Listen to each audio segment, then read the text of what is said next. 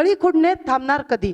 पुण्यात 8 महिन्यात 112 अल्पवयीन मुली अत्याचाराच्या बळी। पुणे शहरात गेल्या 8 महिन्यात 112 अल्पवयीन मुली नराधमांच्या लैंगिक अत्याचाराला बळी पडण्याची धक्कादायक माहिती समोर आली आहे। या प्रकरणी पोलिसांनी 151 आरोपींविरुद्ध पॉक्सो कायद्याअंतर्गत गुन्हा दाखल केला आहे। शहरात अल्पवयीन मुलींवर विनयभंग, लैंगिक अत्याचाराच्या घटना घडत आहेत। लैंगिक अत्याचाराचे सर्वाधिक 17 गुन्हे हडपसर पोलीस ठाण्यात दाखल झाले आहेत। त्यापाठोपाठ भारती विद्यापीठ पोलीस ठाण्यात 16, कोंढवा 13, सिंहगड रस्ता 12, चंदननगर 10 आणि लोणीगंज पोलीस ठाण्यात 8 गुन्हे दाखल करण्यात आले आहेत। तसेच अल्पवयीन मुलींच्या विनयभंग प्रकरणी सर्वाधिक 27 गुन्हे हडपसर पोलीस ठाण्यात दाखल करण्यात आले आहेत। त्यापाठोपाठ कोंढवा पोलीस ठाण्यात 19, चतुरशिंगी 10, सिंहगड रस्ता आणि खडकी प्रत्येकी 9, भारती विद्यापीठ आणि लोणीगंज पोलीस ठाण्यात प्रत्येकी 7 गुन्हे दाखल करण्यात आले आहेत। लैंगिक अत्याचाराच्या बहुतांश घटना ओळखीच्या व्यक्तीकडून घडतात। पालक आणि शिक्षकांनी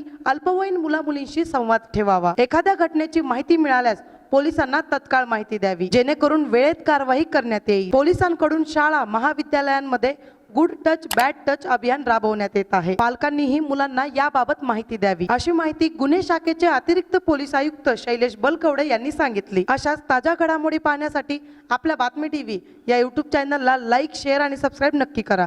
धन्यवाद।